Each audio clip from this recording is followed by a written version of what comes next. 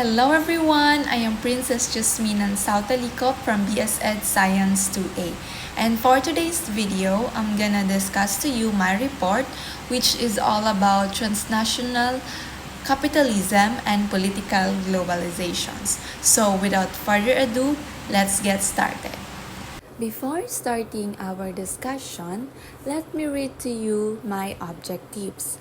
So after these discussions, the students are expected to understand how global economic activity and political systems are deeply intertwined. Second, analyze the distribution of power in the globalized world. Third, examine the impact of transnational capitalism on global economic inequality. And the last but not the least, investigate the effects of globalization on cultural diversity. Okay, ano nga ba ang sinasabi nating transnational capitalism? According to the definition here, it refers to the sum of all the relations between economic agents, whether they are state or private or of other mixed forms, any part of which crosses state borders. When we say transnational capitalism, this is about businesses operating globally, creating a more interconnected world, but also raising questions about power, inequality, and the role of governments. So that is what we called transnational capitalism. Leslie Sklair 2002 made distinctions between two systems of globalization. These are the capitalist system and the socialist system. So what are these two systems? The capitalist system, this is an economic model where private individuals or businesses own and control the means of productions like factories, land, and tools. It's all about private ownership in the pursuit of getting profits into it, while the socialist system, on the other hand, presents an alternative to capitalism, emphasizing social ownership, equality, and democratic control. While it offers potential benefits in terms of reducing inequality and improving social welfare, it also faces challenges related to economic efficiency, individual freedom, and the risk of political corruption.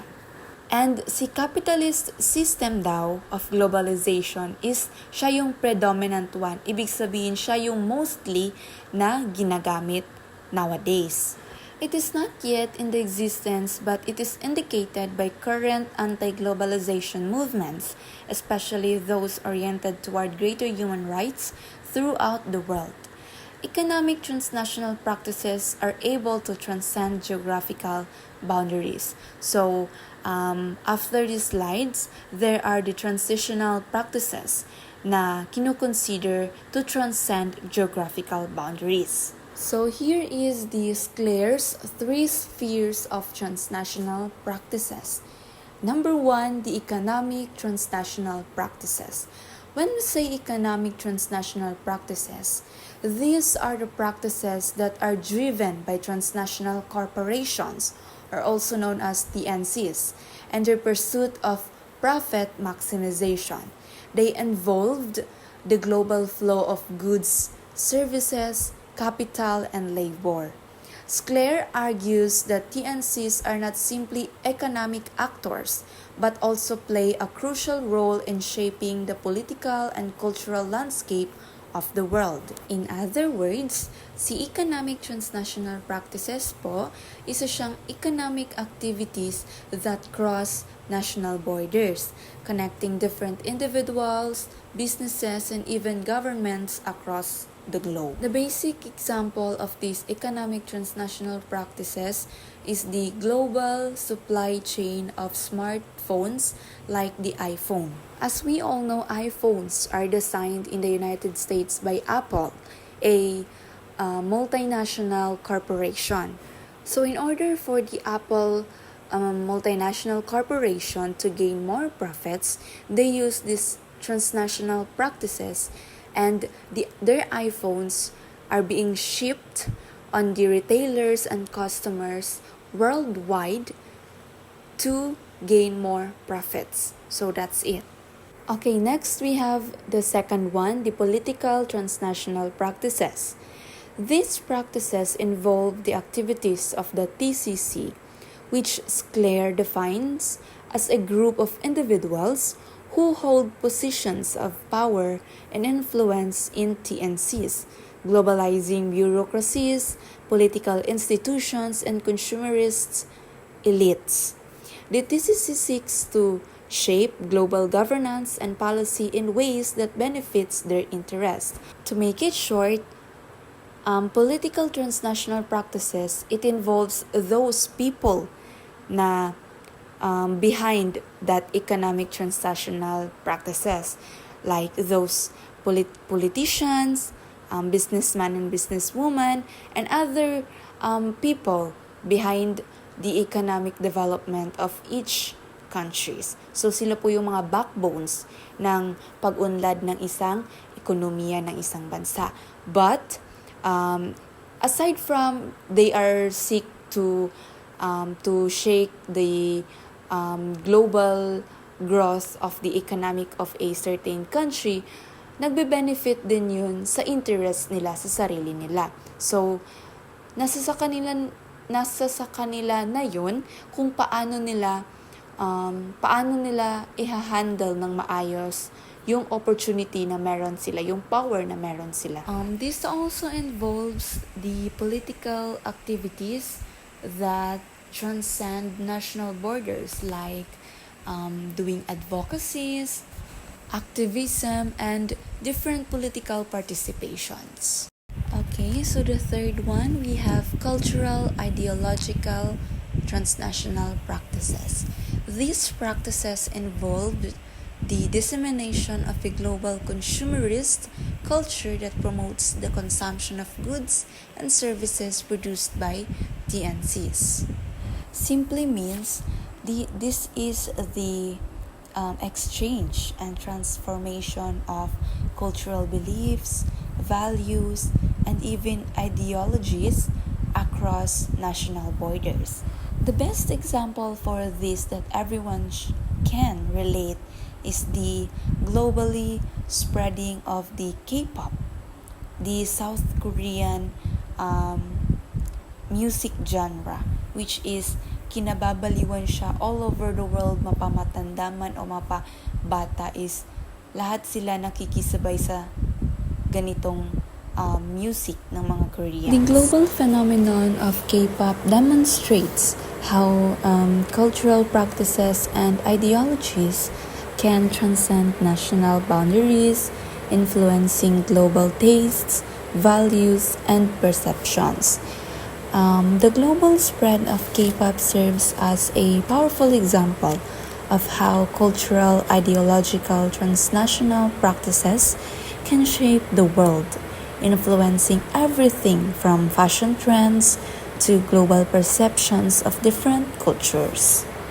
Lastly, Sclair, a prominent sociologist, identifies four fractions within transnational capitalist class, or TCC, a global social stratum that controls and influences the global economy and political structures. These fractions, according to Sclair, are the following. Okay, the first one is the corporate fraction. This fraction consists of executives and top managers of transnational corporations or TNCs. Ito na yung mga boss who control the global flow of capital, production, and distribution. They are the primary actors in the economic sphere of global capitalism. So they are sila yung may control kung ano yung mga nangyayari, kung ano yung flow ng capital, ng production, ng distributions, ng mga any products or services na nangyayari sa ating economy. The second one is the state fraction. This fraction comprises globalizing bureaucrats and politicians who work within national governments and international organizations. Dito naman yung mga tao no na nagtatrabaho within national governments and international organizations. So, sila yung second fraction, the state fraction. The third is the technical fraction. This fraction includes globalizing professionals who provide expertise and services to the TCC, such as lawyers, accountants, consultants, and academics. So, simply, they are the workers na hindi siya workers na nasa low class. Sabi nga sa example, sila yung mga lawyers, accountants, consultants, and academics. Ibig sabihin, sila yung mga professionals na nagpro-provide ng expertise and services sa mga boss. Yun po sila. Number 4, we have consumerist fraction. This fraction consists of merchants, media personalities, and other individuals who promote and shape the culture of consumerism. Ibig sabihin, ito na sila yung mga merchants, yung mga bumibili, and yung mga media personalities, yung mga nagbabalita, nag-a-advertise ng mga products na yun, yung mga services na yun, na kung saan na-promote nila globally kung ano man yung gustong i-promote ng nasa fraction 1. So, yun po. So, yun po no, yung 4 na fractions.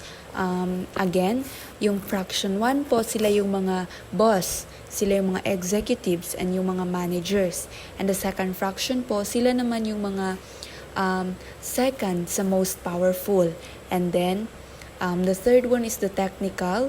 Sila yung mga professionals, yung mga expertise na nagpo-provide ng services sa kanilang mga boss. And then yung pinaka-last naman is sila na yung mga merchants, yung mga mamimili, yung mga media personalities na kung saan sila yung may responsibility to promote that specific products and services na pinag-utos ng nasa taas na posisyon. So yun po. Okay, moving on. Here are the positive and negative impacts of transnational practices. So first, we have the positive impacts of transnational practices. The number 1 is the increased investment and trade. So, sa transnational corporations or the TNCs, they are often invest in developing countries, bringing in capital, technology, and expertise. This can lead to job creation, of course, infrastructures na pinapatayo, and access to new markets for developing country exports. So that's the number 1 positive impact. Second is the technology transfer. TNCs can introduce advanced technologies and production processes, boosting local industries and improving productivity. This can lead to the development of new skills and knowledge within developing countries. Third one, we have improved infrastructures. As I've said earlier, TNC investors or investments can contribute to the development of essential infrastructures such as roads, ports, and communication networks, which are crucial for economic growth and development. The last but not the least, we have the access to global markets. Transnational trade allow developing countries to access larger markets for their products, potentially leading to increased exports and economic diversification. So those are the positive impacts na nakukuha natin when we perform transnational practices. Of course, kung may positive impacts tayo, hindi mawawala ang negative impacts ng transnational practices. Number 1 is the exploitation of labor and resources. TNCs can exploit cheap labor and resources in developing countries, paying low wages and contributing to environmental degradation. That's the number 1 negative impact. Number 2 is the dependency and limited development.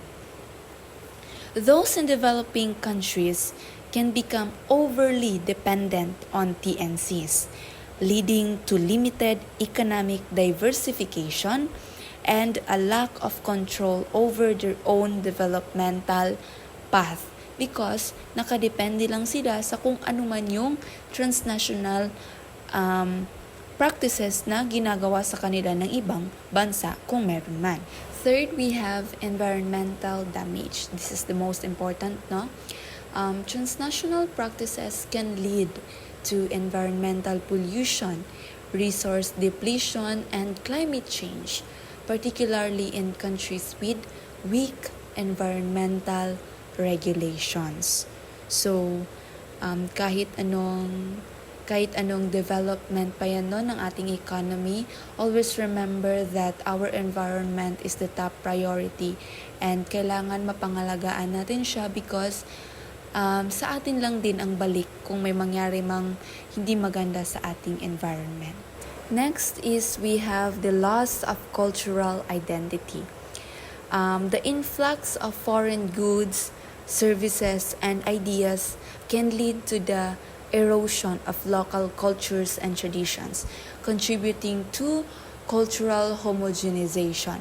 It's because the more na tinatangkilik natin yung ibang produkto outside our country or yung international products and services, nakakalimutan natin na may mga local products and services din tayo na pwedeng i-avail and mas cheap siya sa price and mas practical. So, instead of palagi tayong nag-avail doon sa mga international products and services, why not change it for the better, no? Na itangkilik naman natin yung local products and services natin here sa Philippines. Okay, moving on to our new topic, which is the chapter 4, the global interstate system. And the first is the political globalization. While the focus in this chapter will be on the development and nature of a wide range of political structures relevant to globalization, there certainly are a number of separable political flows of various sorts that are relevant to an understanding of contemporary globalization. Okay, so let us know more about what is political globalization. A political globalization is a multifaceted phenomenon with both positive and negative implications. While it can foster international cooperation and promote global norms, it also raises concerns about national sovereignty, cultural homogenization, and unequal power dynamics. As the world becomes increasingly interconnected, understanding the complexities of political globalization will be crucial for navigating the challenges and opportunities of the 21st century. Masyado namang understandable, no, ang ating definition kung ano nga ba talaga ang political globalization. So, to simply put, ang political globalization, pwedeng mabilong dito yung mga organizations na sinasalihan ng iba't ibang bansa globally. Just for example, the UN or the United Nations. So ang UN or the United Nations, this is a global organization which promotes international cooperation and peace. So, a lot of countries are nakisali dito sa UN na to promote, syempre, peace. So, that is one of the examples of political globalization. Okay, in this slide, I will read to you the different political flows. So, first, we have the global flow of people, especially refugees and illegal immigrants, possess a direct threat to the nation state and its ability to control its borders. Ang meaning po dito sa first political flow na ito, no, yung pagdating naman sa people, yung mga illegal immigrants, yung mga walang visa, in a specific country, kinukonsider sila as a threat sa nation state. Kasi kung updated kayo sa nangyari in the past few months, yung si Alice Guo, hindi ma-trace yung record niya simula yung educational attainments niya, pati yung background niya. That's why she is accused as a Chinese spy here in the Philippines. So that is one of the examples of global flow in terms of people. Second, we have the looming crisis associated with dwindling oil and water supplies threaten to lead to riots and perhaps insurrections that could lead to the downfall of extant governments. Third, we have the inability of the nation state to control economic flows dominated by MNCs, as well as the current economic and financial crisis that is sweeping the world also possess a profound threat to the nation state. Example in Eastern Europe. Next, we have environmental problems of all sorts, especially those related to global warming, are very likely to be destabilizing politically. Next, borderless diseases, especially malaria, TB, and AIDS in Africa, pose a danger to political structures. War is the most obvious global flow threatening the nation states involved, especially those on the losing side. Next, global inequalities, especially the profound and growing North and South split, threaten to pit poor nations against rich nations. Next, terrorism is clearly regarded as a threat by those nations against which it is waged, hence the so-called war on terrorism. Okay, the last part of my report is the political institutions. So, what is political institution? Political institutions play a crucial role in shaping the global landscape, providing frameworks for cooperation, conflict resolutions, and the establishment of international norms. These institutions are essential for navigating the complexities of international relations, fostering stability, and addressing global challenges. When we say political institution, ito na yung mga organization or group of people na kung saan sila yung mga nagpapatupad ng batas, sila yung nagbibigay ng mga different power, distribution of different powers, and sila din yung naatasan na ibigay yung mga rules and policies, and of course, ipatupad din, syempre, sa mga taong nasasakupan nito. We have the very basic example of a political institution. It is the formal institution. So, it is composed of three categories, which is the legislators, the executives, and the judiciary. So, yan po yung bumubuo sa isang formal institution. To further explain what are those categories of formal institution, ang legislators po, sila po yung gumagawa ng mga batas. While the executives, sila yung nagpapatupad ng batas. And then yung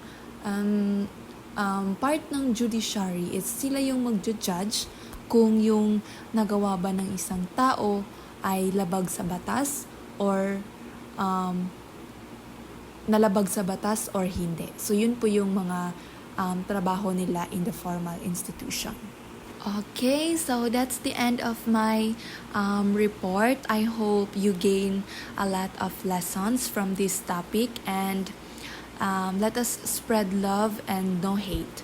So the next topic that is the continuation of my topic is being continued by the next reporter. So again, thank you for listening. Bye!